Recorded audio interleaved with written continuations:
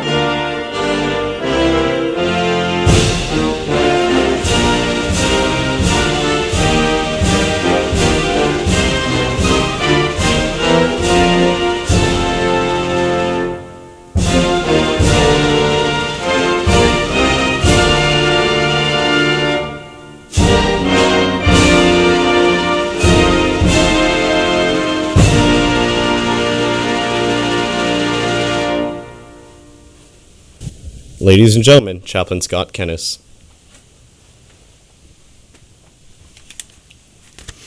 Let us pray.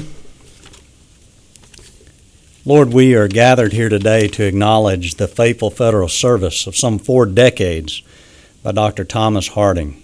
Lord, as we do in all things, we first want to acknowledge you and your providence in providing for him life, health, desire, and the abilities granted to he and his family that sustained him throughout his years of service. Lord, now in retirement, may you grant him a full life, sharing the fruits of his labor with his family and others. And as he leaves his full-time service, may he be assured that though his position will be filled by another, he can never ever fully be replaced. God be with our soldiers who are in harm's way during this hour. To God alone be the glory. Amen. Please be seated. The host commander for today's ceremony is Colonel Mark K. McPherson, Commander of the United States Army Aeromedical Research Laboratory. The official party for today's ceremony is Major Audrey Banker, USARL Deputy Commander, and Master Sergeant Kenneth Carey, USARL Senior Enlisted Advisor. We would like to extend a special welcome to Dr. Harding's family, his wife Tommy, and his daughter Jenny Hughes. Thank you for being here today. We would also like to welcome members of the USARL team and other members of Fort Rucker. We appreciate your presence and camaraderie, and thank you all for being with us today. At this time, Sergeant Myra Rodriguez, the USARL NCO of the Quarter, will present flowers to Dr. Harding's wife, Tommy, in appreciation of her presence in today's ceremony.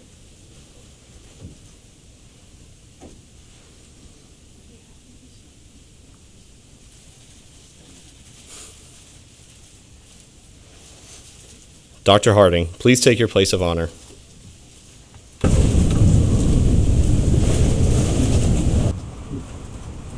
So, Tom didn't want us to do anything special, so this is nothing special. All of Fort Rucker comes, and as they should, to recognize really a legend in aerospace medicine science. Tom is an incredible man.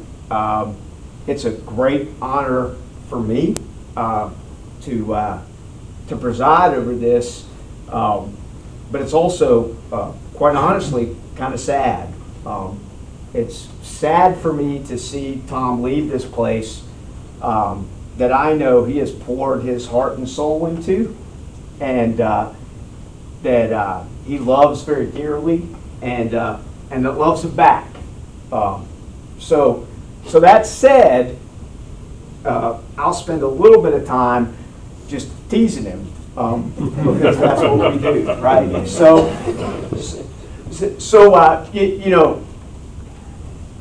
The reason we're sad is because Tom has dedicated so much of his life to the Army and to Army medicine, and he's made such a difference in the lives of aviators. This man has touched so many different pieces of aeromedical kit that we couldn't even begin to list them. Anything that he thought could be done to help make people fly safer, this guy was involved in. Obviously, when you talk about the HUD or the HMD, you can't go anywhere without hearing about Tom Harding and the serious work that he did. However, it all started with neuroganglions in cats. It kind of didn't really start there. It starts in 1967 when he's a military intelligence analyst, and then goes on to get his PhD in 1977. I forgot the part that he's an Aggie, right? So I love that. My daughter was an Aggie, so I have to say it, right? And Tom wouldn't let you forget it. Well, she's definitely good people.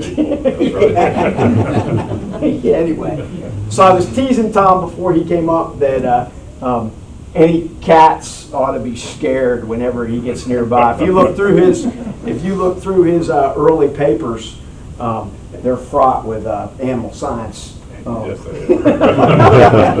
And we won't say anything of the vivarium here. They closed in '94, right? And you were part of that. He served his time as a contractor in between that after the vivarium closed, and then you came back to do all the work that you're doing now, and you're retiring now as director of the reorganized warfighter performance group as we move forward into the next generation of helicopters. Really, Tom should be most recognized for all the work that he did retrofitting the human into the crazy platforms that we designed for our men and women to take to war. That's really what this guy, what we should all stand on his shoulders as we move forward in science to the next generation of science and try and solve the next generation of aviation problems. And hopefully Tom will still consult with us and come back to us and teach us more. Every time I sit in his office, I learn so much. So I just wanted to thank you for all you've taught me, all you've taught our team, and I know what you'll still continue to teach us, even in retirement. But I know Tommy needs you. I know The boss. Jenny can't wait for you to downsize and move everything into her house. Yeah. She doesn't know what's in store for her. Bless her heart. The joke on that is I was wandering around USERL as I'm wont to do, and I popped into Tom's office and we were talking, and we have some wonderful wide-ranging conversations in it, and he was talking about downsizing and how he's going to get smaller in his house and move closer to Jenny and Right next door. But he doesn't know what to do with all his stuff, right? And so I was talking with Jenny at a ceremony here on post just a few minutes ago, and I said, "Well, is it going to your house?" And she's adamant that it is not coming to her house. Right? Her house is full. So Tom, her house is already full. It is. I can attest to that. And Tommy, thank you for sharing him with us for so long, and it's time well deserved for the future. But before you leave, Tom, we're going to do what the Army does, and we're going to say goodbye with some trinkets, and but that's nothing compared to our hearts. Well, thank you, sir, very much. Thank you, sir.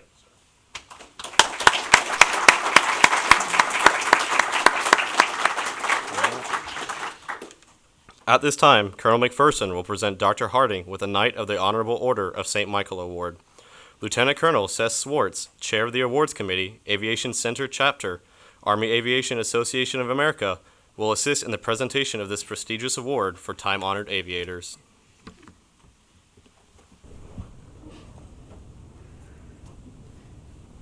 For those of you who have been part of these ceremonies before, you know there's a little bit of reading I have to do. I think they even added some for Tom.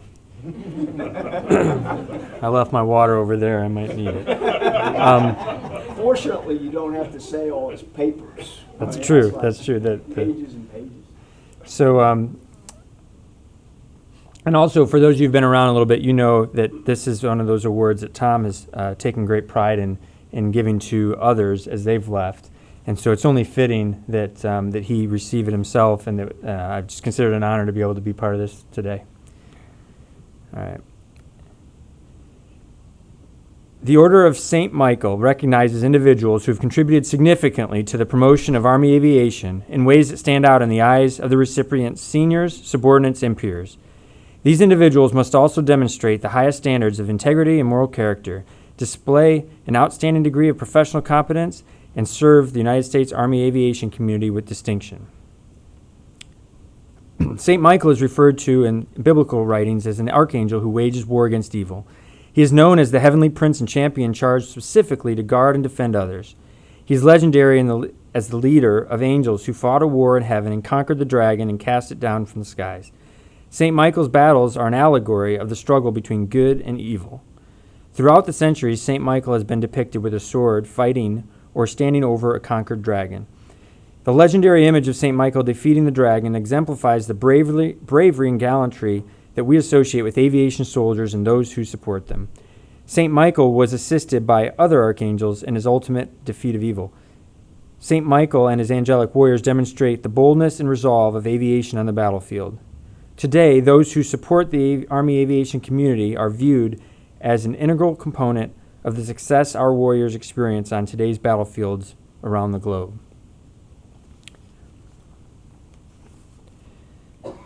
Dr. Harding received his bachelor's degree in the summer of '67 from Texas A&M University and was commissioned as second lieutenant in military intelligence. He completed the Fort Benning Infantry Officer Basic Course and the Military Intelligence Aerial Observation Course at Fort Holabird, Maryland. It's not there anymore, I bet.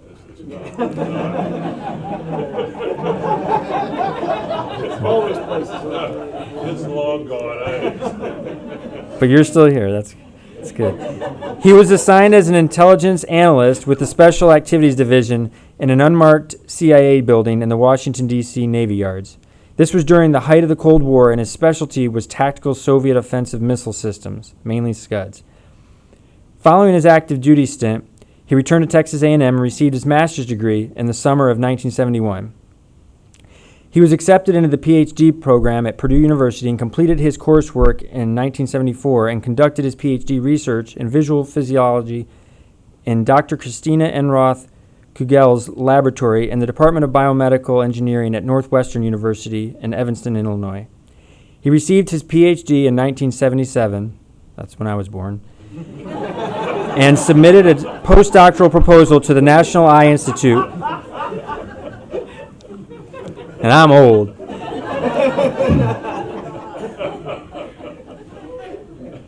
Let me start that sentence over. He received his PhD in 1977 and submitted a postdoctoral proposal to the National Eye Institute that was funded, and he spent the next 2 years completing his postdoc in the Department of Physiology, Sir John Eccles' old department, at the John Curtin School of Medical Research in Canberra, Australia. He and Dr. Brian Cleland published several papers dealing with retinal ganglion cell processing and retinal organization. Most noteworthy was a paper they published in Science magazine in 1979. While in Australia, he was recruited by Major Roger Wiley from USRL and came to Fort Rucker as a consultant in May of 1979. He volunteered to come back into the Army as an MSc officer in July '79 and was assigned to USROL's Human Tolerance and Survivability Division. He became chief of the Visual Science Branch in 1980.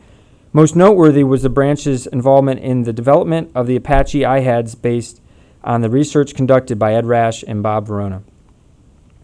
In 1981, Dr. Harding created the Sensory Neurosciences branch and started USROL's Nerve Agent Protection Program. He hired Dr. Al Kirby, a colleague from Northwestern, and later hired Mr. L. Townsend to form the basis of his neuropharmacology team. Sorry, should have practiced that a little more. They published several important papers on... Gosh, you're killing me here.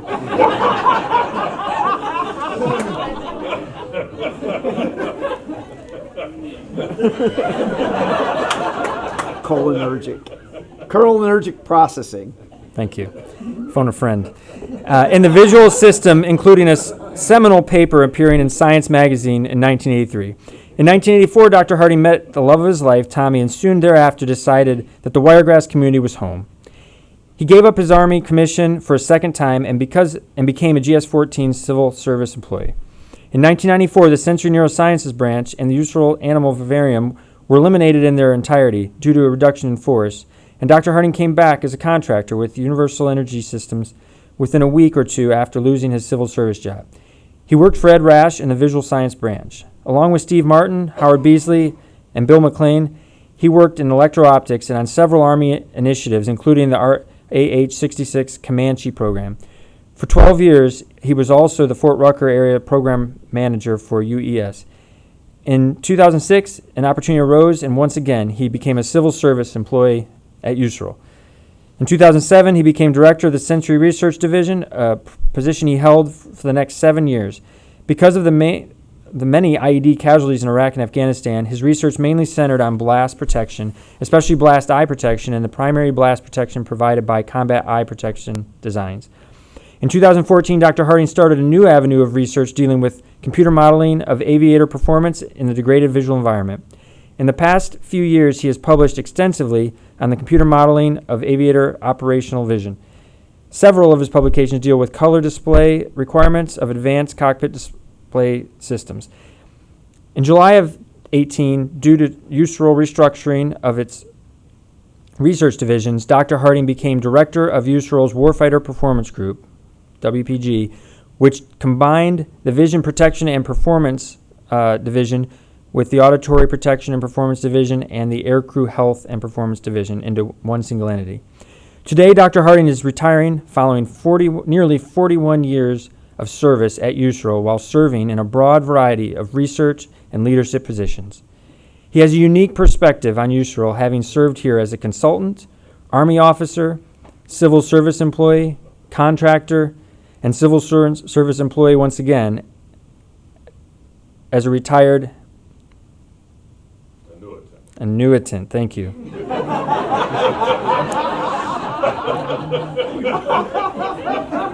glad I could help. I don't know who I'm going to get after this, but it's going to be one of you.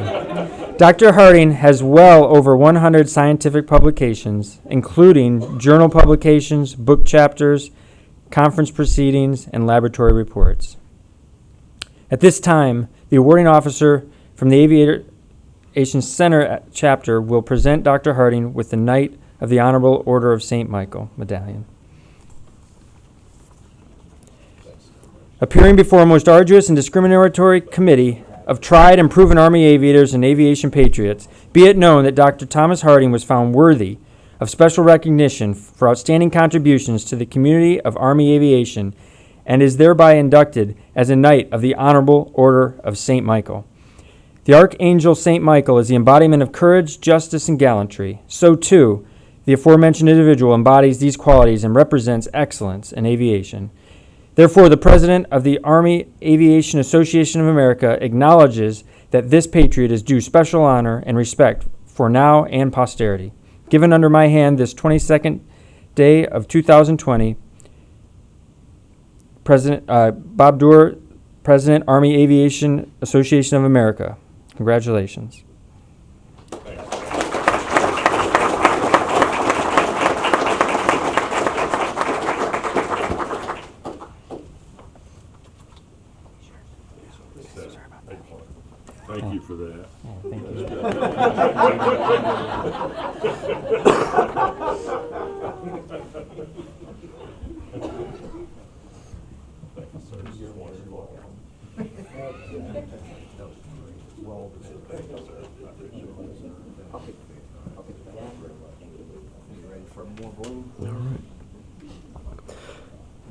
At this time, we pay tribute to Colonel Robert W. Bailey as we honor and recognize Dr. Harding's contributions to USERL.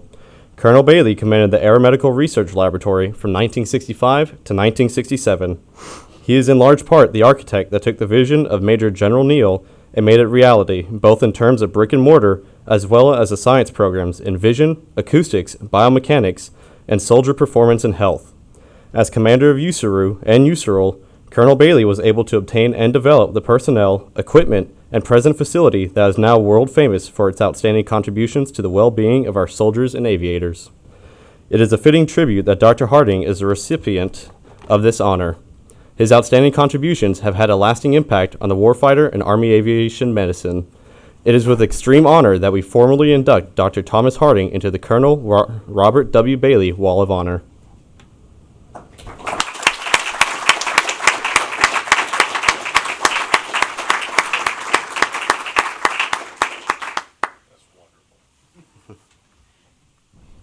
At this time, Dr. Harding is being presented with his retirement award for his honorable service to the nation. This is to certify that the Secretary of the Army has awarded the Superior Civilian Service Medal to Dr. Thomas H. Harding for exceptionally meritorious service spanning over a 31-year career, culminating as a Division Director of the Warfighter Performance Group, United States Army Aeromedical Research Laboratory. Dr. Harding displayed the highest level of scientific and management excellence during several critical periods of history. His outstanding performance, professionalism, and dedication to duty reflects great credit upon himself, the United States Army Futures Command, and the United States Army. Signed, John M. Murray, General, United States Army Commanding.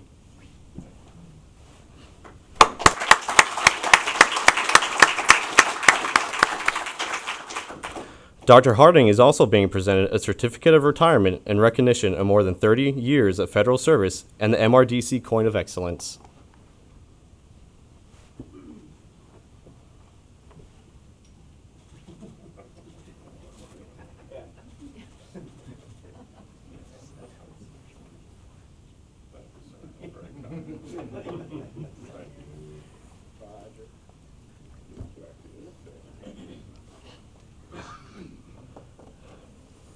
At this time, Specialist Ryan Mackey, representing all soldiers of the United States Army, will present Dr. Harding with the flag of the United States of America on behalf of a grateful nation for his honorable and dedicated service. This is to certify that this flag was flown over the United States Capitol on the 16th of December, 2019, for Dr. Thomas H. Harding in honor of his retirement from federal service with over 50 years.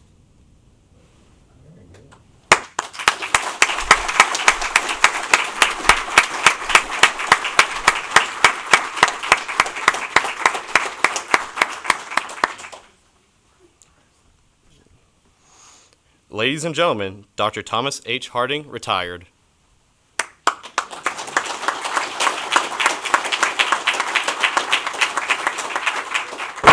Well, thank y'all. This is really overwhelming.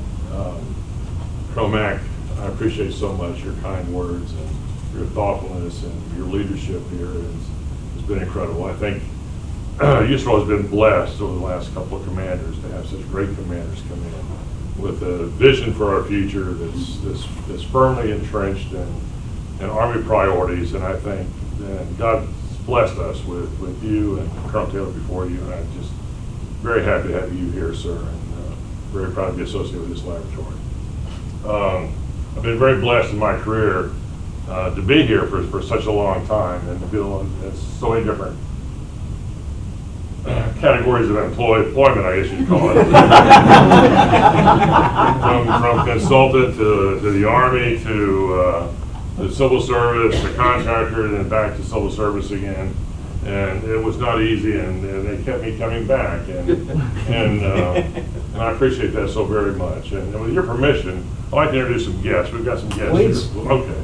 Of course, my wife Tommy. Everybody knows Tommy. She worked. We met in 1984. She worked in protocol. She was lot of people called her the lady of Fort Rucker that greeted everybody that came in, and that's the way she is. She never meets a stranger. I could be proud to have her as a wife. So, and then the acorn didn't fall far from the tree.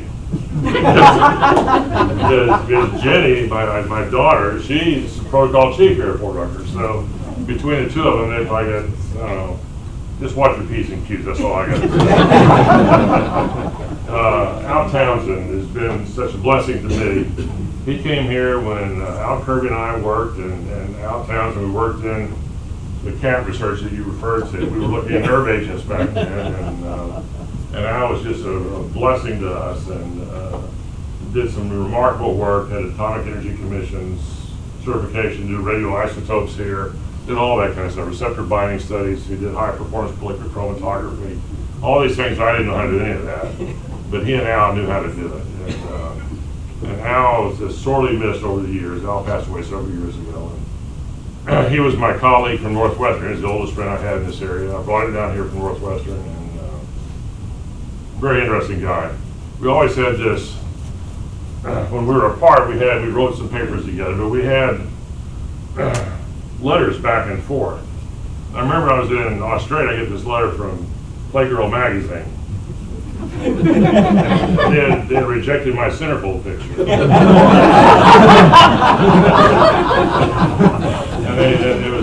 And I knew as soon as I read that, it was Al Kirby. No doubt about that. So, and I know Al got a letter from the IRS wanting to look at his past 10 years of taxes. That was me.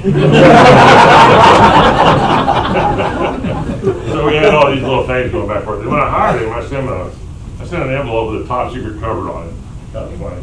I wanted to be the Army's first balloon astronaut. So we went into this great expectation what he would have to do and so on. And he took the job. I mean, so he came out here and worked. And so we set up the neuropharmacology business, and with Al and the two Al's together, they did some remarkable work and some great science.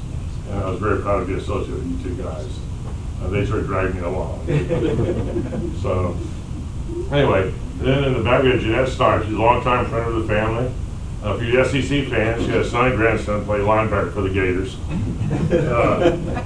And sons who played all over the South. So very happy to have Jeanette here. Then Martha and Phil Biner.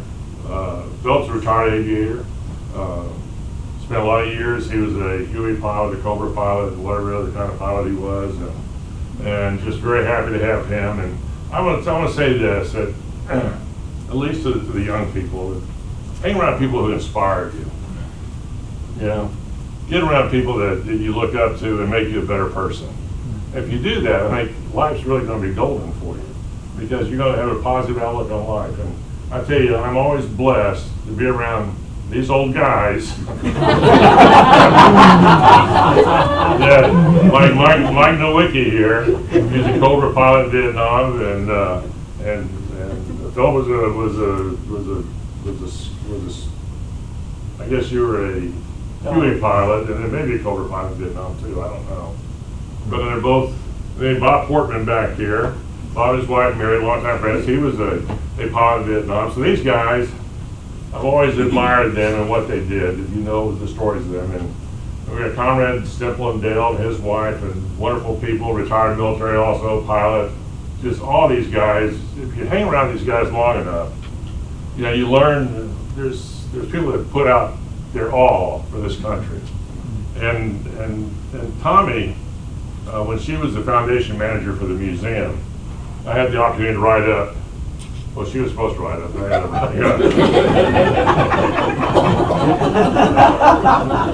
I wrote up the Silver Awards, St. Michael Awards for Willie Roof, who's a street named after here, and for Bill Howe, who was the first curator for the museum.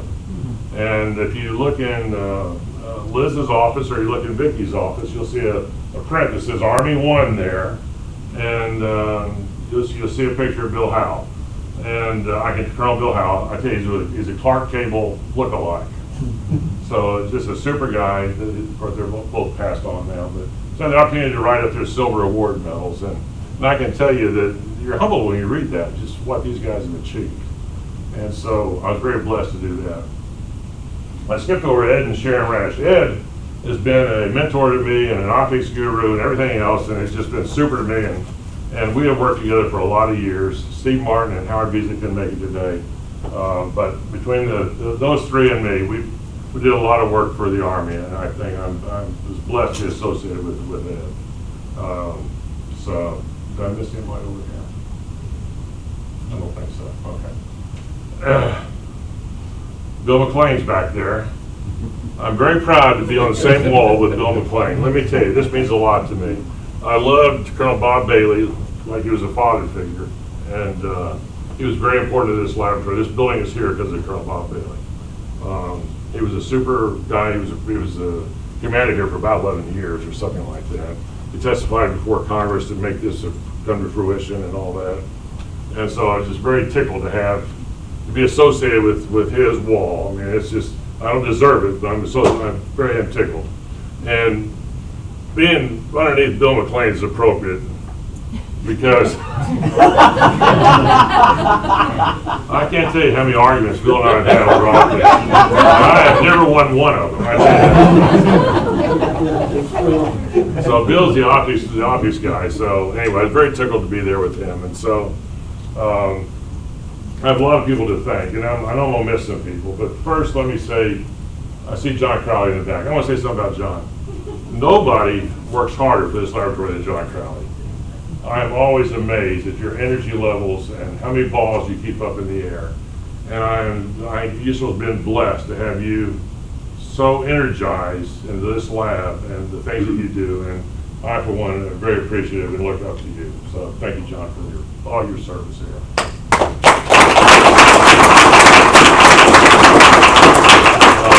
Your volunteer paperwork is on the way.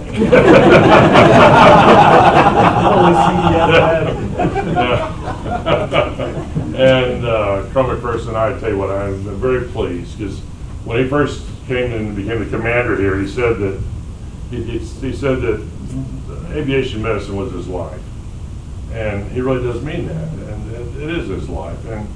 And when you know that why we're here for the warfighter, it puts everything in perspective. You don't complain about things, and you just work hard. You try to do the very best you can every day if you can. And I try to do that. And so there's lots of people to thank.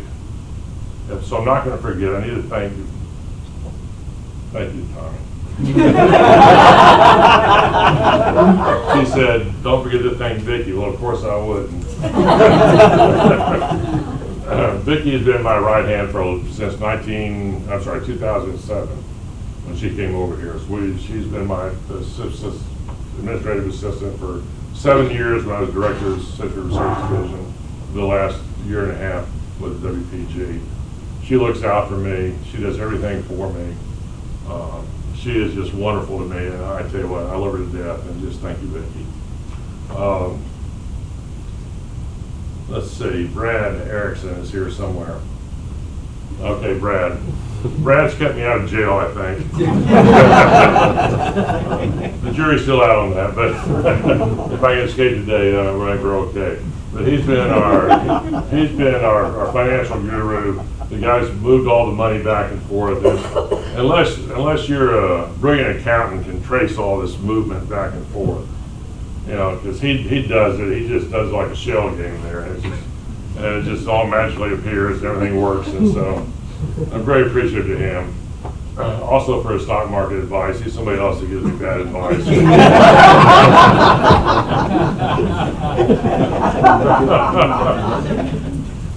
And I just saw Dwayne and Brenda Sims come in. Come on down, and there's the seats right down here. Please come down.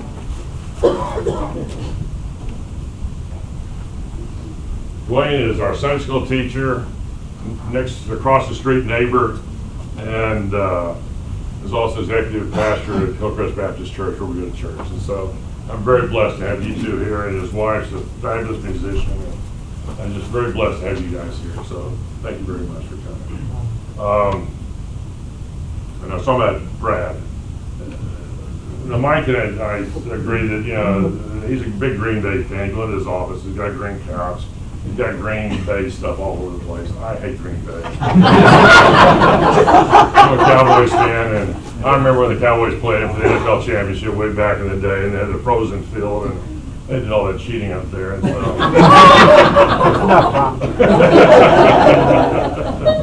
so anyway, I appreciate Brad. I appreciate. You betcha. You betcha. Okay. And then all the investigators that's in WPG, they've been a blessing to me.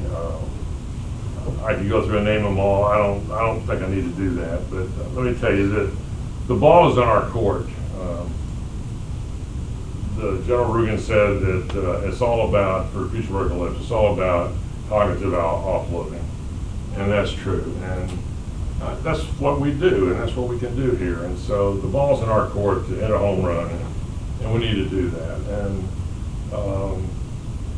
I think you guys are up to the task. I'm very proud of Mike and Paul and Amanda Kelly and Katie and all of them that do such an outstanding job here for us. They're team leads, and they've been team leads, and they're just going in the right direction. They're getting the industry partners with the Sikorsky's and all that's important to the livelihood of this lab, and make sure that we put a good product on the field. We all know the numbers. DVE, degraded visual environment, causes about 25% of accidents, 50% of the fatalities, and that's because the accidents are so catastrophic in nature. The work of Angus Rupert and others is a blessing to us, and I hope one day they'll be integrated into the cockpit, because these kind of cueing devices, they're there when an aviator gets in trouble and gets him out of that and says, hold on, there's an issue, and we need you to get out of it. That's what they do, and I was proud to be associated with a team that's looking at these efforts, working with all of our partners up in Huntsville and all, and so I'm just very tickled to be blessed with all of you guys. And so all the investigators at WPG, I'm just very thankful to be with you all, and have been a part of your great accomplishments. For Carol and Fred and for Mac, Joe Mac, I'm very proud of you guys. You guys are Joe Haley's legacy. I worked with Joe. He couldn't be prouder, I'm sure, if he was here. The work you guys are doing for that and for the board finder. And for all the support staff that's been so good to me over the years. Jimmy getting in my office and doing these things. And I should have had a script so I know what to say, but try to remember everybody. But I'm just very tickled that you have allowed me to be a part of this great organization. And so I don't want to keep you much longer. I just want to say, God bless all of you all, and God bless this great laboratory, and God bless our U.S. Army, and this great nation that all of you serve so very well. Thank you.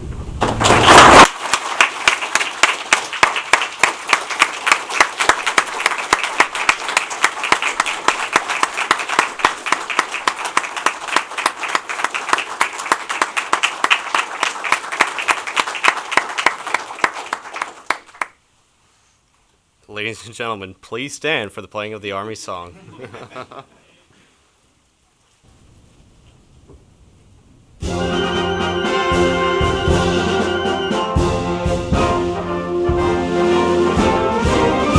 March along, sing your song. We're the army of the free. Count the brave, count the true. We'll fought to victory. We're the army, proud of our name. We're the army, proud of our name.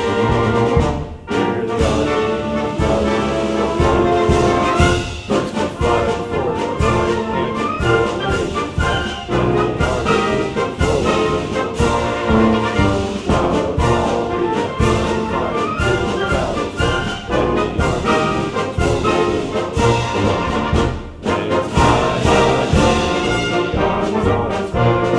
Now off the gates, now it's strong. There you will always go. The army goes rolling along.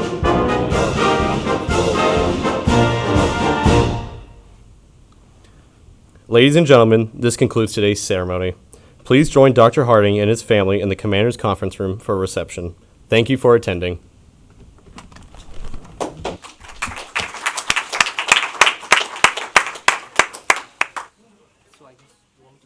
Yeah, so let's get this over to the